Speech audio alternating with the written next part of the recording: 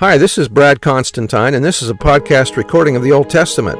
Although this is not an official recording of the Church of Jesus Christ of Latter-day Saints, every effort's been made to be as doctrinally accurate as possible. I'll be using for the text the Joseph Smith translation of the Old Testament, along with many commentaries from general authorities of the Church, BYU professors, Bible scholars, and others. This format will be very detailed, and so if you want a deep analysis of the Old Testament, you come to the right place. Thanks for your attendance. Welcome back to the Old Testament podcast. This will be for Exodus chapter 16. Verse 1. And they took their journey from Elim, and all the congregation of the children of Israel came unto the wilderness of Sin, which is between Elim and Sinai, on the 15th day of the second month after their departing out of the land of Egypt. And the whole congregation of the children of Israel murmured against Moses and Aaron in the wilderness. And the children of Israel said unto them, Would to God we had died by the hand of the Lord in the land of Egypt, when we sat by the flesh pots, and when we did eat bread to the full, for ye have brought us forth into this wilderness to kill this whole assembly with hunger. Then said the Lord unto Moses, Behold, I will rain bread, or food, from heaven for you, and the people shall go out and gather a certain rate, or portion every day, that I may prove them whether they will walk in my law or no. What's the word manna mean? It means, what is it? A representation of the Christ and the bread of life. And it shall come to pass that on the sixth day they shall prepare that which they bring in, and it shall be twice as much as they gather daily. And Moses and Aaron said unto all the congregation of Israel at even, Then ye shall know that the Lord hath brought you out from the land of Egypt. And in the morning then ye shall see the glory of the Lord, for that he heareth your murmurings against the Lord, and what are we that ye murmur against us? And Moses said, This shall be when the Lord shall give you in the evening flesh to eat, and in the morning bread to the full, for that the Lord heareth your murmurings which ye murmur against him. And what are we? Your murmurings are not against us, but against the Lord. And Moses spake unto Aaron, Say unto all the congregation of the children of Israel, Come near before the Lord, for he hath heard your murmurings. And it came to pass, as Aaron spake unto the whole congregation of the children of Israel, that they looked toward the wilderness, and behold, the glory of the Lord appeared in the cloud. And the Lord spake unto Moses, saying, I have heard the murmurings of the children of Israel. Speak unto them, saying, At even ye shall eat flesh, and in the morning ye shall be filled with bread. And ye shall know that I am the Lord your God. And it came to pass that at even the quails came up and covered the camp, and in the morning the dew lay round about the host of Israel. During October, the dramatic miracle of the quails took place while about 640 destitute saints driven from Nauvoo by mob action were camping on the Iowa River bottoms. Now, this is an event of church history to show the similarity between the camp of Israel and the camp of Israel the camp of the Latter-day Saints, that this experience happened to them too. On the 9th of October, flocks of quail, exhausted from a long flight, fell at the feet of the saints and were gathered for food. This morning we had a direct manifestation of the mercy and goodness of God in a miracle being performed in the camp. A large, or rather large, flocks of quail flew into the camp. Some fell on the wagons, some under, some on the breakfast tables. The boys and brethren ran about after them and caught them alive with their hands. Men who were not in the church marveled at the sight. The brethren and sisters praised God and glorified his name. That what was showered down upon the children of Israel in the wilderness is manifested unto us in our persecution. The boys caught about 20 alive, and as the number that were killed, every man, woman, and child had quails to eat for the dinner. After dinner, the flocks increased in size. Captain Allen ordered the brethren not to kill when they had eaten and were satisfied. All right, back to Exodus. Verse 14. And when the dew that lay was gone up, behold, upon the face of the wilderness there lay a small round, the Hebrew fine flake-like thing, as small as the hoar frost on the ground. And when the children of Israel saw it, they said one to another, It is manna, or what is it? For they wist not what it was. And Moses said unto them, This is the bread which the Lord hath given you to eat. This is the thing which the Lord hath commanded. Gather of it every man according to his eating, or what he could eat. The people did not get an equal amount, but the amount that they could normally eat. An homer for every man, according to the number of your persons. Take ye every man for them which are in his tents. And the children of Israel did so, and gathered some more, some less. And when they did meet it with an omer, he that gathered much had nothing over, and he that gathered little had no lack. They gathered every man according to his eating, or amount that they could eat. And Moses said, Let no man leave of it till the morning. Notwithstanding they hearkened not unto Moses, but some of them left of it until the morning, and it bred worms and stank, and Moses was wroth with them. And they gathered it every morning, every man according to his eating, and when the sun waxed or became hot, it melted. And it came to pass that on the 6th day they gathered twice as much bread, 2 omers for one man, and all the rulers of the congregation came and told Moses. And he said unto them, This is that which the Lord hath said, Tomorrow is the rest of the holy Sabbath unto the Lord.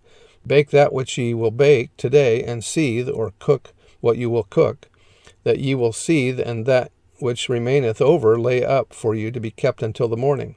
And they laid it up till the morning, as Moses bade, and it did not stink, neither was there any worm therein. And Moses said, Eat that today, for today is a Sabbath unto the Lord. Today ye shall not find it in the field. 6 days ye shall gather it, but on the 7th day, which is the Sabbath, in it there shall be none.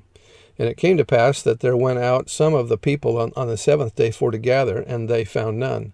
And the Lord said unto Moses, How long refuse ye to keep my commandments and my laws? See, for that the Lord hath given you the Sabbath. Therefore he giveth you on the 6th day the bread of 2 days. Abide ye every man in his place. Let no man go out of his place on the 7th day. So the people rested on the 7th day, and the house of Israel called the name thereof manna. And it was like coriander seed, white, and the taste of it was like wafers made with honey.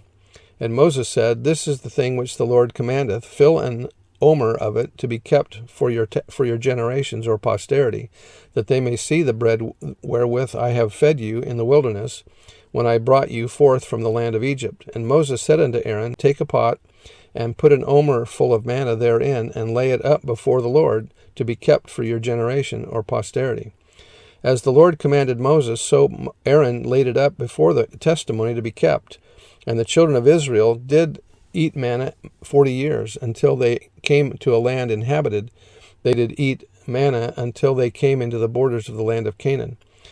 Now an homer is the 10th part of an ephah. Of course, we know what that is, don't we? I think there's a place in the Bible dictionary that explains all the measures of the Israelites. The Lord did this and far more, as in the evening he had caused an east wind to blow in the heavens, and by his power he brought in the south wind. He rained flesh also upon them as dust, and feathered fowls like as the sand of the sea. So in the morning, as the dew that had lain rose in white vapor, and was carried towards the blue sky, there lay on the face of the ground a small round thing, as small as the hoarfrost. It was like coriander seed, white, and the taste of it was like wafers made with honey. The children of Israel said, Manna, what is that? It was manna, and yet it was not manna, not the manna which the wilderness produced, and yet, in some respects like it, it was the manna from heaven, the bread which God gave them to eat. Thus it recalls our present condition. We are in the wilderness, yet not of the wilderness. Our provision is like the wilderness food, yet not the wilderness manna. But above all, it is sent as directly from God. Such assuredly must have been the lessons which Israel was, and which we to this day are called to learn. The very resemblance in some points of the natural to the heaven-sent manna would suggest a truth, but the difference between them was even greater and more potent and more patent than their likeness. On this point, let there be no mistake. Israel could never have confounded the heaven-sent with the natural manna. The latter is seen in but a few districts of the desert, and only at certain seasons, at most during 3 months. It is produced by the prick of an insect from the tamarisks. It is not the least like coriander seed, nor yet capable of being baked or seethed, and the largest produce for a whole year throughout the peninsula amounts to about 700 pounds, and would therefore not have sufficed to feed the host of Israel even one day, far less at all seasons and during all the years of their wanderings. And so, in measure, it is still with the provision of the believer. Even the daily bread by which our bodies are sustained, and for which we are taught to pray, is, as it were, manna sent us directly from heaven. Yet our provision looks to superficial observers as in so many respects like the ordinary manna that they are apt to mistake it, and that even we ourselves in our belief, too, often forget the daily dispensation of our bread from heaven. There is yet another point in which the miraculous provision of the manna continued to Israel during all the 40 years of their wilderness journey resemble what God's provision to us is intended to be. The manna was so dispensed that he that gathered much had nothing over, and he that gathered little had no lack. They gathered every man according to his eating, for this marks the true purpose of God's giving to us, whichever interpretation of the verse just quoted we adopt, whether we regard it as describing the final result of each man's work, that however much of or little he had gathered, it was found, when measured, just sufficient for his want, or understand it to mean that all threw into a common store what they had gathered, and that each took from it what he needed. By two other provisions did God sanctify his daily gift. First, the manna came not on the Sabbath. The labor of the previous day provided sufficient to supply the wants of God's day of holy rest. But on ordinary days, the labor of gathering the bread, which God sent, could not be dispensed with. What was kept from one day to the other only bred worms and stank. Not so on the Lord's day. This also was to them a statute and an ordinance of faith, that is, a principle of God's giving and a rule of their receiving. Secondly, an omer full of manna was to be laid up before Jehovah in a golden pot. Together with Aaron's rod that budded and the tables of the covenant, it was afterwards placed in the holiest of all, within the ark of the covenant, overshadowed by the cherubim of glory. Thus alike in the rain of bread from heaven, in the ordinance of its ingathering, and in the Sabbath law of its sanctified use, did God prove Israel, even as he now proves us, whether we will walk in his law or no. And again, that was by Alfred Edersheim. That's the end of the chapter. See you next time. Bye.